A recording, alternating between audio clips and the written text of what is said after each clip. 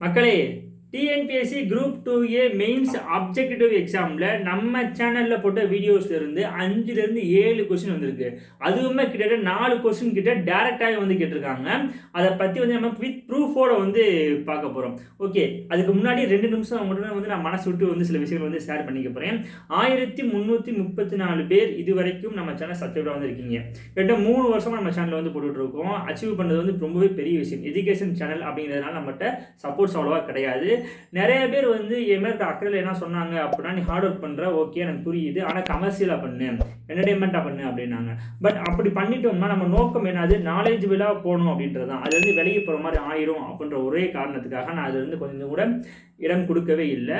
So நம்ம சேனலுடைய முக்கிய நோக்கம் ஆக்சுவலாக பார்த்தோம்னா ஜிகே வைஸாகவும் இருக்கணும், நாலேஜ் வைஸாகவும் நான் கொண்டு போகணும், அது டிஎன்பிஎஸ்சி யூபிஎஸ்சி எக்ஸாம்ஸ் வைஸாகவும் நான் இன்னும் கனெக்ட் பண்ணணும் அப்படின்றது தான். ஏன்னா வந்து ஆடியன்ஸ் வந்து காம்படிட்டிவ் எக்ஸாம்ஸ்க்கும் யூஸ் பண்ணிக்குவாங்க, ஜென்ரலாக தெரிஞ்சிருவங்க நிறைய பேர் இருக்காங்க இல்லையா, அவங்களும் யூஸ் பண்ணிக்குவாங்க அப்படின்றதான் நம்மளுடைய நோக்கமாக வந்து இருந்துச்சு. கிட்டத்தட்ட இந்த குரூப் 2A மெயின்ஸ் எக்ஸாமை பொறுத்த வரைக்கும் கிட்டத்தட்ட இவ்வளோ கொஸ்டின்ஸ் வந்து நம்ம சேனல் அப்லோட் பண்ண வீடியோஸ் வந்து வந்திருக்குன்னு நினைக்கும் போது ரொம்பவே சந்தோஷம். இந்த ஹார்ட் ஒர்க் வந்து வீண் போகலை அப்படின்றதுல வந்து நான் ரொம்பவே சந்தோஷமாக வந்து இருக்கேன்.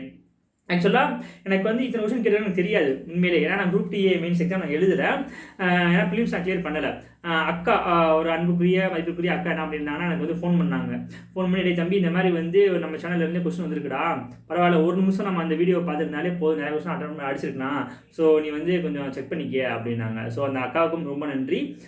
தென் நம்ம இப்போ என்ன பண்ணுவோம்னா வித் ப்ரூஃபோட வந்து நம்ம என்ன பண்ண போகிறோம்னா வீடியோக்குள்ளே பார்க்க போகிறோம். நான் வந்து கொஸ்டினையும் உள்ளே வந்து இன்க்ளூட் பண்ணிடுறேன், ப்ளஸ் எக்ஸ்ப்ளனேஷன் கொடுத்துட்றேன், ப்ளஸ் வேர்ல்டு வீடியோ நம்ம போட்டிருக்கோம் பார்த்தீங்களா, அதையும் நான் வந்து கிளிப்ஸை வந்து ஆட் வந்து பண்ணுறேன். சரிங்களா? ஓகே, இப்போ ஃபஸ்ட்டு வீடியோ என்னது அப்படின்னா சயின்ஸ் அண்ட் டெக்கு வந்து என்ன பண்ணியிருந்தோம், நம்ம ரொம்ப இம்பார்ட்டன்ட் வந்து கொடுத்தே இருந்தோம். ஓகே, ஸோ சயின்ஸ் அண்ட் டெக்கை பொறுத்த வரைக்கும் ஆக்சுவலாக பார்த்தோம்னா ஒரு செயற்கைக்கோள் வந்து ஜனவரி 1, 2024 அன்னைக்கு காஸ்மிக் ரேஸை வந்து ஆராய்ச்சி பண்ணுறதுக்காக வந்து அனுப்பியிருந்தாங்க அப்படின்னு சொல்லியிருக்காங்க. அது என்ன அப்படின்னா ஆப்ஷன் டி தான். ஓகே, ஆப்ஷன் டி தான். ஆதித்யா L1 பற்றியும் நம்ம வீடியோ வந்து போட்டிருந்தோம். ஆஸ்ட்ரோசாட்டை பற்றி என்ன பண்ணியிருந்தோம்னா வந்து வீடியோ வந்து போட்டிருந்தோம். ஸோ அந்த 1 நிமிஷம் ஷார்ட்ஸ் அட்டன் பண்ணியிருந்தாலே இந்த கொஸ்டின் அடிச்சிருக்கலாம் சாலிடா.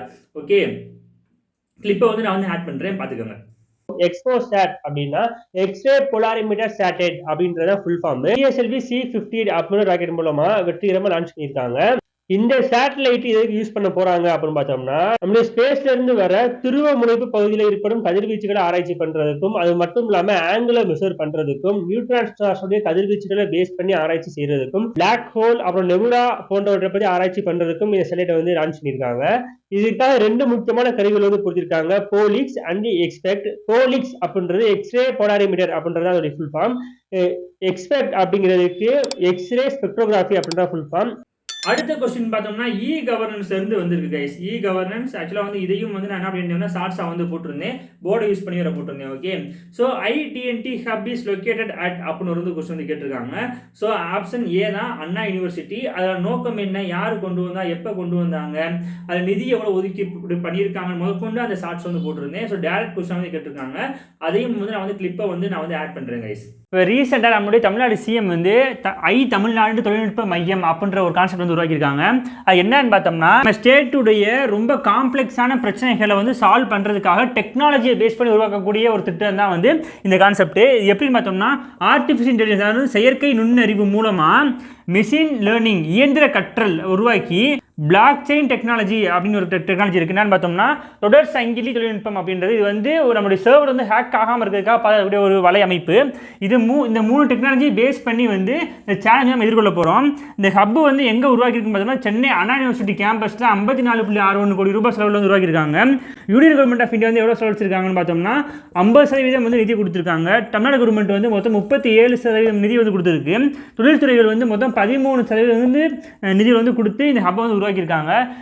அடுத்த கொஸ்டின், ஸோ ரொம்ப முக்கியமான ஒரு கொஸ்டின் ஆக்சுவலாக பார்த்தோம்னா மேட்ச் த ஃபாலோயிங் வந்து கேட்டிருக்காங்க. அது எப்படி மேட்ச் த ஃபாலோயிங்கில் வந்து நீ சொன்னது வந்து எப்படி வந்திருக்கும் அப்படின்னு கேட்டோம்னா பெரிய விஷயம் கிடையாது. நமக்கு வந்து அந்த மான்ட்ரியல் ப்ரோட்டோகால் அதை மட்டும் நம்ம வந்து தெரிஞ்சிருந்தால் போதும், அந்த கொஸ்டின் நம்ம ஈஸியாக வந்து அடிச்சிருந்துருக்கலாம். ஆக்சுவலாக பாருங்களேன், கீழே வந்து ஆப்ஷன் டி வந்து என்ன இருக்குது, மான்ட்ரியல் ப்ரோட்டோகாலை பற்றி இருக்குது. மான்ட்ரியல் ப்ரோட்டோகாலை பற்றி வந்து ஒரு ஷார்ட்ஸ் வந்து நான் போட்டிருந்தேன், 2 பார்ட்டாக வந்து போட்டிருந்தேன். ஓசோன் லேயரோட டேவை பேஸ் பண்ணி போட்டிருந்தேன். ஸோ அந்த கிளிப்பையும் நான் வந்து என்ன பண்ணிடுறேன், கீழே வந்து ஆட் பண்ணிடுறேன். மான்ட்ரியல் ப்ரோட்டோகால் நான் வந்து ஆப்ஷன் 2 வந்து வரும், அதாவது ப்ரொடெக்டிங் ஓசோன் லேயர் அப்படின்னு தான் வந்து வரும். ஓகே, ஸோ ஆன்சர் என்ன வந்து option C is A answer.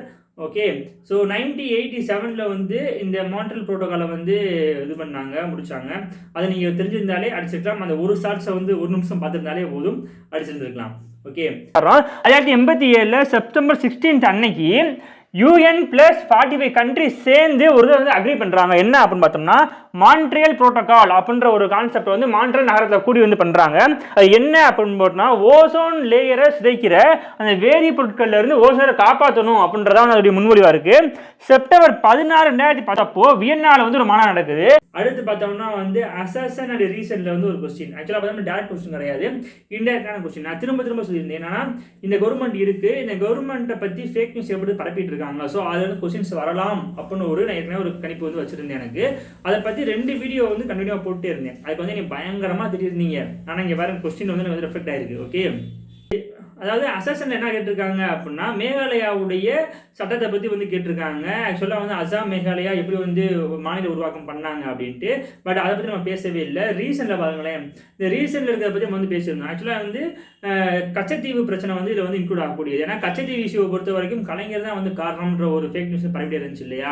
So அதைத்தான் நான் மைண்டில் வச்சிருந்தேன். ஓகே, கண்டிப்பாக கொஸ்டின் கேட்க வாய்ப்பு இருக்குது, ஆனால் இன்டெரக்டாக தான் கேட்பான்னு சொன்னேன். அதே மாதிரி இன்டெரக்டாகவே கேட்டிருந்திருக்காங்க.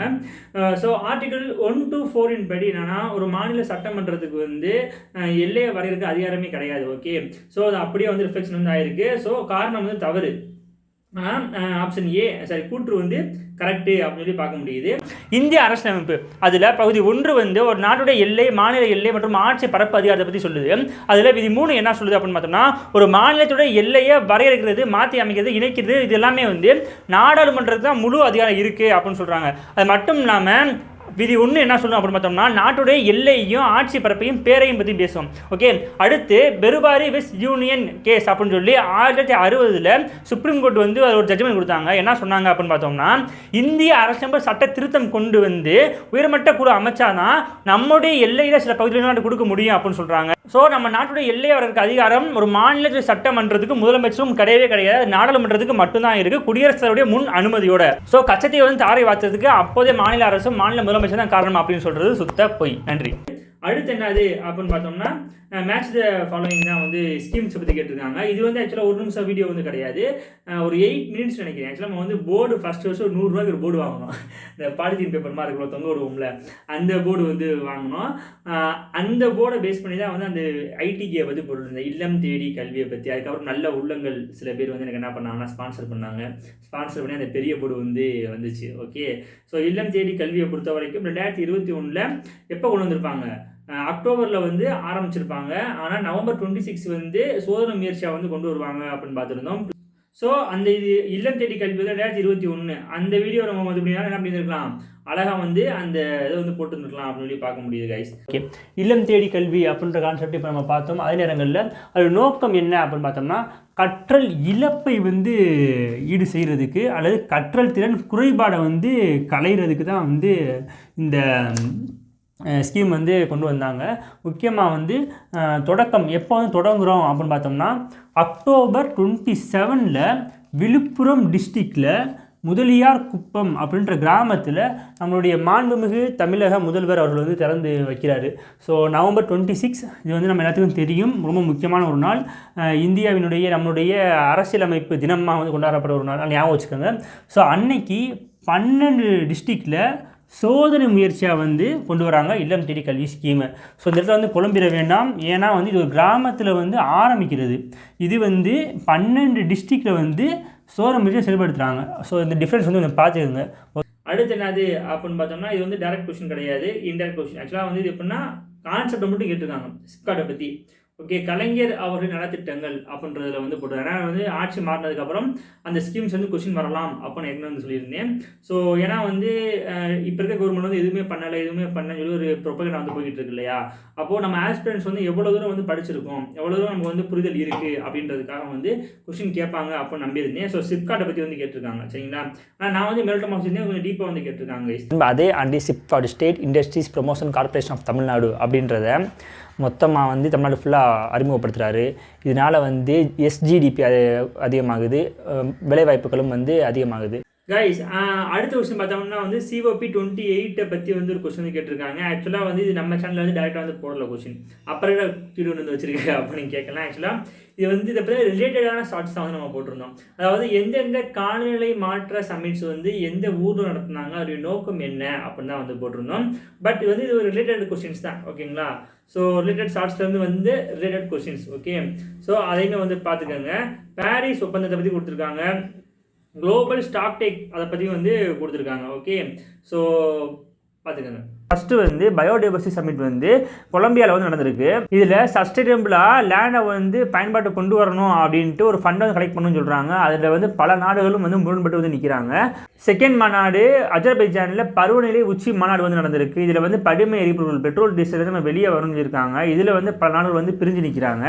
மூணாவதாக லேண்ட் டெக்ரேடேஷன் சமிட் சவுதி அரேபியாவில் நடந்திருக்கு. இதில் சட்டப்பூர்வமான வறட்சி நிலை குறித்து நெறிமுறை நிறுவுறதில் தொழில்மயமான நாடுகள் ஆப்பிரிக்க நாடுகளோட வந்து முரண்பட்டு நிற்கிது. அது ஏன் சொல்லி அடுத்த வீடியோவில் பார்ப்போம். சவுத் கொரியாவில் வந்து பிளாஸ்டிக் உடைய யூஸ் வந்து ரெடியூஸ் பண்ணணும் அப்படின்ட்டு ஒரு கான்செப்ட் கொண்டு வராங்க. அதுவுமே பல நாடுகள்கிட்ட பிளவு வந்து ஏற்படுத்தியிருக்கு.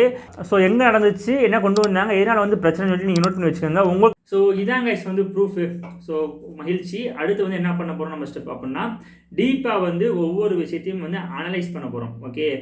ஆக்சுவலாக வந்து போர்டை யூஸ் பண்ணி வந்து நான் ரொம்ப கம்மியாக தான் வீடியோ வந்து போட போகிறேன். ஸோ எல்லாருக்கும் யூஸ் ஆகிற மாதிரி ஜிகே வைஸாகவும் கவர் பண்ணணும், ப்ளஸ் சேம் டைம் நம்மளுடைய எக்ஸாமுக்கு அது ரிஃப்ளெக்ட் ஆகிற மாதிரியும் கவர் பண்ணணும். ஸோ என் தங்கச்சி வந்து தைவானிலேருந்து ஒரு மைக் வந்து வாங்கிட்டு வந்துருக்காங்க. ஸோ இதை யூஸ் பண்ணி ஒரு vlog மாதிரியோ இல்லை வந்து ஜென்ரலாக ஒரு விஷயம் டிஸ்கஸ் பண்ண மாதிரியோ என்ன பண்ண போகிறேன்னா சொல்ல போகிறேன். ஸோ உங்களுக்கு நம்ம சேனல் கண்டிப்பாக யூஸ்ஃபுல்லாக இருக்கும், சப்ஸ்கிரைப் பண்ணி வச்சுக்கோங்க. நம்மளுடைய அறிவை வந்து வளர்த்த நம்ம நாட்டுக்கும் நம்மளுடைய மனித குலத்துக்குமே வந்து எந்தவித வெறுப்பு, மத வேறுபாடுகள், ஜாதிய வேறுபாடுகள் எதுவுமே இல்லாமல் ஃபார்வர்டாக வந்து கொண்டு போவோம், நம்ம நாட்டை முன்னேற்றுவோம். நன்றி, பாய்.